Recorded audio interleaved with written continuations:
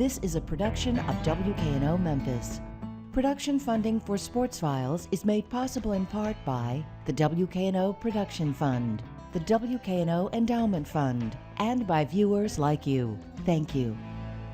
My guest today on Sports Files is Memphis Grizzlies General Manager Chris Wallace.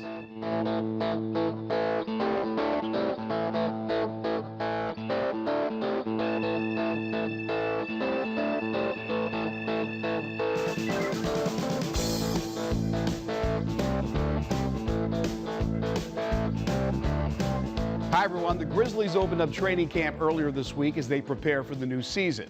At this time last year, there was no training camp. In fact, there was no NBA period, at least not until Christmas Day. The delay, the result of a 161-day lockout. Once the labor strike was settled, the Grizzlies' troubles did not go away. Zach Randolph began the year by going down with a partial MCL tear. He would go on to miss 37 games. Now, avoid that long, minus arguably your best player, would normally cripple a franchise. But not when you have Chris Wallace. The Grizzlies general manager went out and traded for Maurice Spates to help fill the gap, and an earlier signing of Dante Cunningham also aided the cause. The Grizz would go on to produce their best winning percentage in franchise history and earn a number 4 seed in the West. And while the team would fall in 7 games to the Clippers in the opening round of the postseason, Wallace had helped put the team in a position to win despite the obstacles. Now, with several new additions and the core players all signed the long-term deals, the Grizzlies are ready to make another run. And Wallace says it's the best collection of talent the team has ever had. It's time to roll out the ball and get ready to grit and grind next on Sports Files.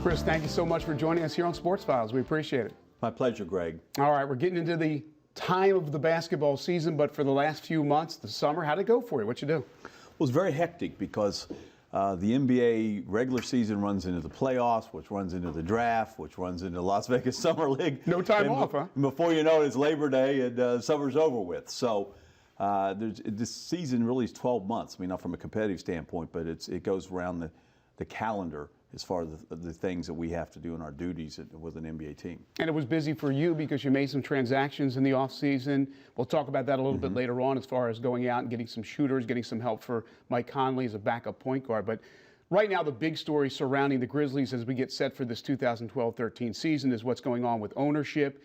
If and when Robert Pera becomes the new owner of the Grizzlies, and that could be as soon as the next couple of weeks, it could be sometime right before the season starts. But what light can you shed on the situation for us? Well, I'm not privy to all that's going on in this ownership transaction, but I've been through 3 of them before in my NBA career, and this one is in a normal timetable. I mean, these things are 3 to 4 to 5 months. Remember, the announcement was back in early June. Right. So I think it's on track, and by all estimations, probably something will happen in October before the season starts, or right around that point. So I fully expect Mr. Pera and his group of local owners to be in charge of this team this season. And you're very familiar with some of those local owners who will be a carryover. Yeah, many of those guys. I mean, he's got a star-studded group, obviously, Greg, of some of the real influential people in this community, not just on the business front, but also on the philanthropic fronts as well. And I'm real excited with the group that he has. Have you stocked up on your Timberlake CD? As everybody's asking me, can I get him a Justin Timberlake autograph? All right. You're going to get him a discount too on all the CDs. 6th year for you here in Memphis. You've had a great relationship with Michael Heisley. Tell us a little bit about that relationship. Well, Michael Heisley was in town yesterday. Spent the day, and I think he's done a terrific job as owner of this team. I mean, first of all, there would be no Grizzlies, no FedEx Forum, if he hadn't brought the team from Vancouver. Right. And since I've been here in 2007, he's really, Greg, put his money where his mouth is. He said, when I feel that we are ready to win with this team, I'll be happy to have a big payroll, and he has. I mean, we scaled the team back in terms of the team's salary, and then we gradually moved it ahead. 2 years ago, we had the 9th highest payroll in the league. Last season, the 6th. Right now, we have the 5th highest payroll in the league. Hard to believe. Right. So, and he's anteed up to sign our core players, big contracts to Marcus Gaston, Zach Randolph, Rudy Gay, a very healthy contract for Mike Conley, commensurate with his status as a top 12 point guard in the league. Last year, when Zach Randolph and Darrell Arthur went down early, and our chances to repeat in the playoffs seemed to be slipping out the window, he said, hey, go get some guys to fill in here and hopefully keep this thing going and don't worry about the luxury tax rate. Just go out and get us some reinforcements. And we went out and got Maurice Spates and Dante Cunningham, went over budget. Right. But right. Those two players really saved the season. And we're in the playoffs for the second straight year. So I think he's been a terrific owner. He's very approachable, not just for the media, but the fans. I know it'll be a bittersweet day for him when finally the transfer of the team is to the new ownership group, because he has very, very fond feelings for this organization and the city of Memphis as a whole. Hopefully he'll still be a part of it and come to games. Well, he has tickets. He bought floor tickets.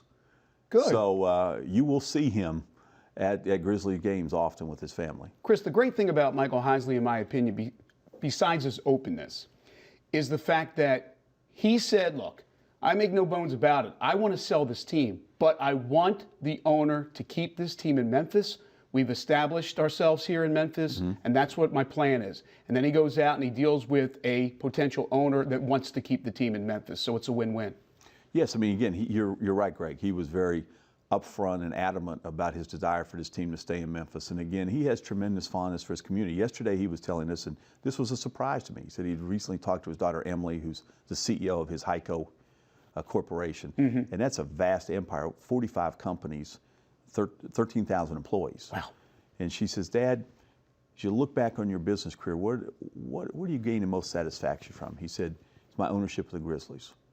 What we have done for this city with the FedEx Forum and the redevelopment of the downtown, and the fact that I'm so proud when I go to a game. He said he's had numerous people at a very influential pro sports tell him, so this is the most diverse crowd that you'll see anywhere in pro sports. And we were with Kevin Kane yesterday, and Kevin said, any gathering in Memphis, whether it's church or another sports team or entertainment venue, there's no gathering that reflects the city in terms of diversity that you see, more so than what you see at the Grizzly game at FedEx Forum. Right. And then we got 500 part-time employees with the FedEx Forum, 104 events. So this is a major boost for the city, not just the Grizzlies, but the whole package that comes with the FedEx Forum, the Tiger games, and a great economic generator for downtown. And Mr. Heisley, again, which was surprising to me with all that he's accomplished in his career, said this is where I get the most satisfaction from my ownership of the Memphis Grizzlies. Chris, I know you pretty well. I know you're a modest guy, but I want to read you a quote on a story I read doing some research for this interview. You have been called, quote, the genius behind the Grizzlies' rebirth. Thoughts on that? Well, first of all, that's way overstated. Second, because it's a team effort. I mean, Mr. Heisley has been very involved in these transactions, and if he doesn't get his checkbook out, that's the most important part of all this. Right. Is the guy that writes the checks, then you don't have these players. And Lionel Hollins. You need the green light. Yes, and also create an atmosphere to be aggressive and not afraid to take risks. That's how he's built his business empire, and he has tried to transfer that philosophy to our team, and been very successful with it. And then Lionel Hollins and the coaching staff have done a great job since he came here in mid-season. I believe it was in 2009. And this is something that I don't think Mr. Heisley's gotten anywhere near enough credit for, is he plucks Lionel, who had been passed over a couple times by this organization and other teams in head coaching searches. He plucks him from another team's bench as an assistant in the middle of the season. I've never heard of that before. I've been in the NBA over 25 years. I can't recall another team reaching to an assistant coach in the middle of the season, and it's succeeded just marvelously. But no one has really stopped and given him credit. That is a very daring, cutting-edge decision. You always hear, like, we want guys that are cutting-edge, thinking outside the box. Well, that certainly is that type of a move, and it's worked out tremendously. He's done just a fantastic job, and I've been so impressed with the resiliency that Lionel and his staff has shown. Again, we've had the injuries 2 years ago, Rudy Gay. You're missing almost 18 points a game down the stretch and in the playoffs, yet we go further than any Grizzly team ever in the playoffs. Last year, you come back. You got first Darrell Arthur, then Zach Randolph go out for prolonged periods of time, yet they're able to compensate after training camp. We get Maurice Spates and Dante Cunningham and Quincy Pondexter in after camp, bring them in, assimilate them on the fly, yet we end up with the best winning percentage for a regular season in the history of the franchise in home court edge in the first round of the playoffs. So Lionel's just done an unbelievable job here. Well, you led me into to my next question about last year. Absolutely crazy. First of all, the lockout, the injuries, Zebo going down. You were able to go out there and get the players that you just mentioned to plug the holes. Not only plug the holes, but as you said, this team went on to have their best winning percentage in history. A disappointment in the first round. Would you agree with that? Losing as a 4 seed at home to the Clippers, having a home court advantage? Are certainly a very worthy opponent. Sure. They're a terrific team. Chris Paul's a true superstar. But I was disappointed we got the series back to Memphis for Game 7, and we couldn't take care of home court advantage. I mean, that's something that hopefully has stuck in our guys' craws throughout the season and is a point of motivation for them.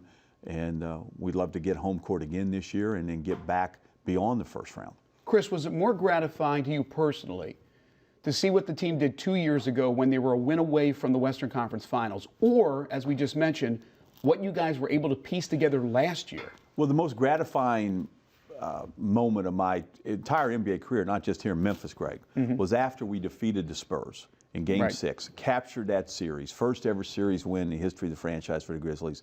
And I'm a fan at heart. I was a fan before I got into the NBA. I'll be a fan long after they pulled me from the NBA stage. And I went out on the FedEx Plaza and saw the jubilation, the celebration that was going on Beale Street throughout downtown Memphis. I got a yellow rally towel, ran up and down Beale Street waving the towel. You did? Yeah. You're a nut. Absolutely was the highlight of my career. And just to see what this victory meant to the community, the joy it brought in all sections of Memphis was just overwhelming to me. Certainly a shot in the arm for the community, and they're so excited about this upcoming year. So let's talk about personnel. You go a whole year without Darrell Arthur. He comes back from injury. Last week, he gets hurt again with a leg fracture. They say 4 to 6 weeks, but possibly sooner. Boy, you got to be holding your breath. He'll be evaluated on a weekly basis, and we prefer Darrell to be in at the beginning of training camp with no restrictions. But all in all, at this point in time, the injury doesn't require surgery. There could be a return shorter than the 4 to 6 weeks. So I just think this is a minor bump in the road. It's not an insurmountable wall that he's got to get over top of. I know he's disappointed, but he's done a great job with the rehabilitation, and I think we'll see him this year. But it goes back to the genius question, because you signed also Maurice Spates. There were many that thought it would either be Arthur or Spates and not both, and you signed both of them. We decided that these players have so much upside and they're so needed here that why split the baby and try to pick a winner? Let's just bring them both back. Now, with bringing both Maurice and Darrell back, that meant we couldn't re-sign O.J. Mayo. I mean, there's always a price to pay. Sure. So we bring in Jared Bayless, but we're very excited to have Darrell and Maurice back. We learned a very valuable lesson last year. You can never have too much depth in this business. Injuries do happen in the NBA and all of sports. And in the NBA in particular, it's very difficult to compensate for injuries during the season. Yes, we do have a minor league to draw from, but there's only 13 to 15 players on the NBA team, not 50-some like in the NFL. Right. And guys that are real key contributors are extremely difficult to compensate for when they go down. So we're happy to have Maurice and Darrell, and this is, again, a reason why you have them, and Zach, so you can deal with an injury at a particular position. Well, again, with Zach, 37 games he missed last year because of the partial MCL tear. He came back, wasn't quite Zach. Do you expect him to be the old Zach this season? Well, Zach's done a great job in the offseason getting in shape. He's very eager to come back and play at the level he did 2 years ago. And Zach is one of the foremost interior scorers and rebounders in the NBA, a great offensive rebounder, terrific hands. And we're just eager to have him back, and he means so much to our team, not just on the floor, but I've just really been heartened in the period of time he's been here, Greg, how the city has reacted to Zach. I mean, he is a Memphis player. Exactly. He loves it here. He's set up his residence full time. He wants to live here after his NBA career is over with. He's done great work out in the community when he turned the heat back on for those families that had their utilities turned off a few years ago during a cold snap, and what he did with a pit bull that was abandoned this year on the Animal Channel with that program. I mean, he is a Memphis guy and a terrific player, and we're just so happy to have him, and hopefully he's back strong this year. As we talked about, the core is back. You've signed all the big guys on this team. Gasol's back and Zebo's back, and of course Rudy and Conley, they're all signed. And then you go out and you bring in a couple of shooters, and you bring in some backup point guard help from Mike Conley. And those were the key areas that we discussed after the season. You go out and you get Jared Bayless. You go out and get Wayne Ellington. Talk about these additions and how much this could elevate you guys in the West. Well, Jared Bayless was, we spoke about O.J. Mayo a few minutes ago. He's a contemporary of O.J. in that class of 2008. They both were freshmen in the Pac-10. Jared left after 1 year at Arizona. He was drafted in the lottery by Portland. He also played with New Orleans last year with Toronto. He had a career high three-point mark last year, around 44%. We got a dose of his talent last year in March when Toronto came in here and upset us in a double overtime game. He went for 26, I think 7 rebounds. You put that in the memory bank, didn't you? Yeah, that made an indelible impression.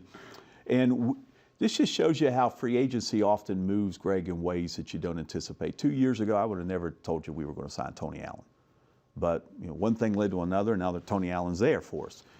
Going into free agency last July, Jared Bayless really wasn't on our so-called radar screen. He was a restricted free agent with Toronto.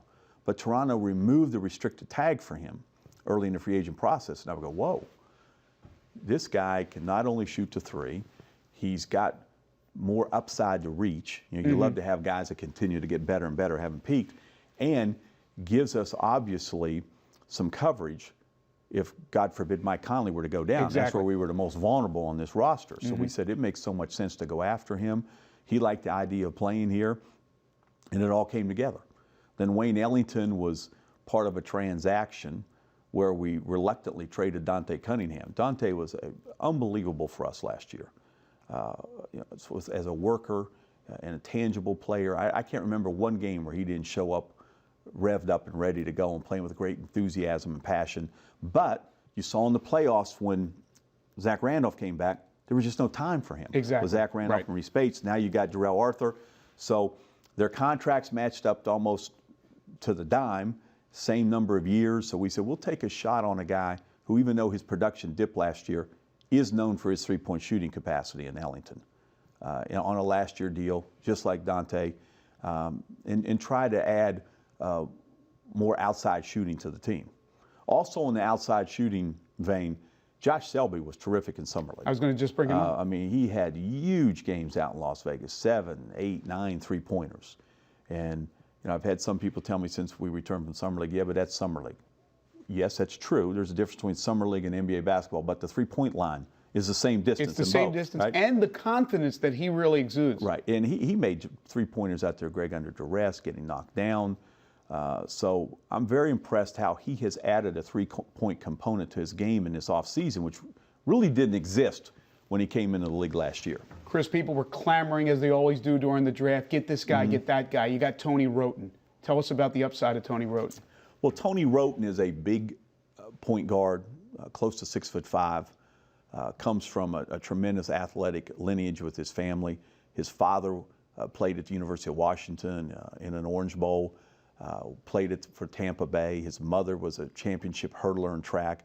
He's got an aunt to play for the Harlem Globetrotters. How many people have an aunt to play for the Harlem Globetrotters, right? He was one of the top 10 high school players in the country, one of the most 5 productive players in college basketball as a freshman last year, that freshman class. Very good at getting the basket, excellent court vision, athletic, can be disruptive with his hands defensively. He's not a real shooter right now. That's going to come. But that's what happens in the NBA. You get a guy that can do the other things, and you can concentrate now on the shooting to a greater degree than you can in college. And players' shooting ability gets better and better. Mike Conley's a case in point.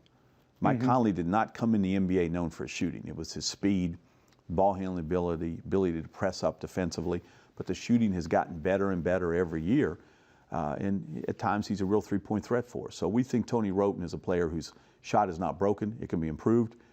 And the other parts of his game could make him a very productive NBA player in time. Chris, the West has certainly improved. You just look at the Lakers picking up Steve Nash and Dwight Howard. Other teams have added pieces. Your core, as we talked about, is there. You've added pieces. How good can the Grizzlies be this season? What type of a run can they make? Well, I'm very bullish on our team, Greg. I mean, you look in the last couple of years, we've won, I believe, 10 playoff games. We had the first playoff win in the history of the franchise, first playoff series win. We extended Oklahoma City to 7 games. We went to 7 games again with the Clippers. When we lose in a series, it's in the fourth quarter of the seventh game. During the regular season, we've won in LA. We've won 2 of our last 3 games in Boston. We've won 2 of our last 3 games against Miami, including a very decisive win late in the season down there. We've won 3 games in Oklahoma City. We've been very competitive with the best teams in the NBA. And now we've got a little more continuity. We've been together just another season. Our coaching staff's now been together for about 3.5 years. And we've hopefully added some outside shooting and depth of point guard that was lacking last year. So I think we can be even better this season than we were last year. Now, obviously, it takes a while for any team to come together. There's just not it's just a complete segue from one season to the next. You got to build chemistry and get those scabs on you and get toughened up. And then obviously, with us and every other team, the key is going to be, can we avoid injury? If we've got a huge number of games played with our top players, we're going to be pretty good. If not, then we'll have to find a way to get around those injuries like we did last year. So, but again, I have very high expectations for this team. I'm not going to shy away from them. I think we can be a very formidable team this year, despite all you're hearing about the upgrades in the Western Conference. Right, you got to worry about yourself. You can't worry about the other teams. Chris, we always end our interviews with our guests with 5 for the road. So 5 rapid-fire questions. Give me the first thing you could think of here for the answer. Favorite professional sports franchise other than the Memphis Grizzlies? Other than the Memphis Grizzlies, that would probably be the team I grew up with, the Pittsburgh Steelers. The Steelers? Yes. I know if I went the college route, it would be West Virginia, but that's not one of the questions. Question 2, favorite athlete of all time? My favorite athlete of all time, you've never heard of. He's a guy named Archie Talley, who was my hero when I was a kid growing up at Salem College in West Virginia, scored 3,700 points in college without the benefit of a 3-point shot. Talley? He's from your neck of the woods, Seat Pleasant, Maryland. How about that? One of the top 10 basketball showmen I've ever seen. And to this day, even though he never made it to the NBA, played in Europe, he's my basketball hero. All right, real quick for these final 3. Favorite musician or singer? Frankie Beverly and Mays. Great group. Favorite TV show of all time? Favorite TV show of all time? Wow. Well, you are really stretching me right now. I am. Putting you on the spot. Right now, I love a show on HBO called Treme about New Orleans. I watch that all the time. New Orleans is a city that's fascinated me for years, and I just think this is such a rare look at the city of New Orleans from many different angles, and I love Treme. Great show. Finally, favorite movie? My favorite movie is a French movie called Diva. Look at you going. Look at you. How going about that one? the You didn't board. expect that, huh? I did not expect that. Chris, a pleasure. Thank you so much. Best of luck this season. My pleasure. Thanks so much, Greg. Good Chris luck Wallace to you. of the Grizzlies, thank you very much. We'll take a quick break, come back with overtime right after this.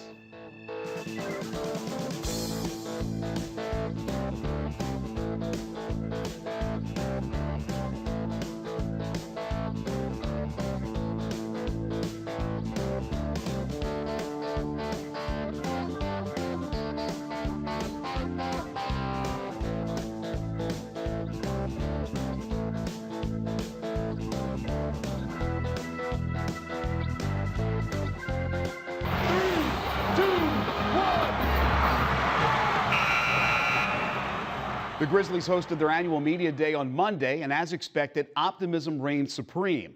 The one thing about this bunch is that they truly have confidence in each other and in the mission at hand. Now, none of these players are going to predict an NBA title, but to a man, they believe they can once again be a factor. To get better every day.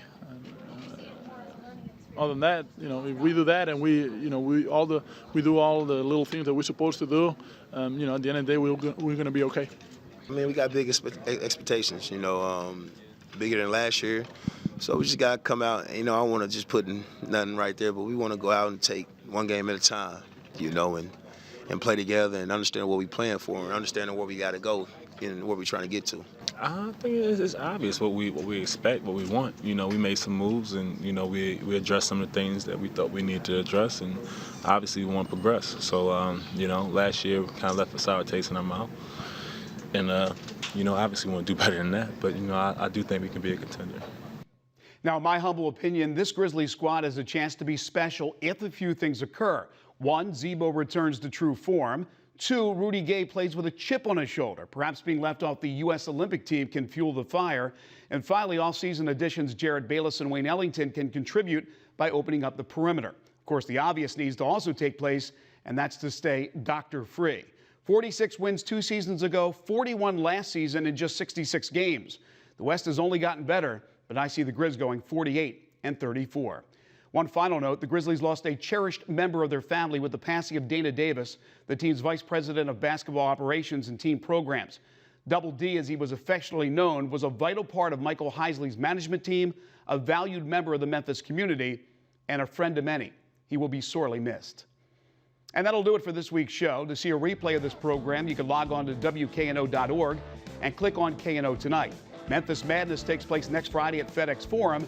And next week on Sports Files, we'll talk with 2 Tigers basketball stars. See you next time.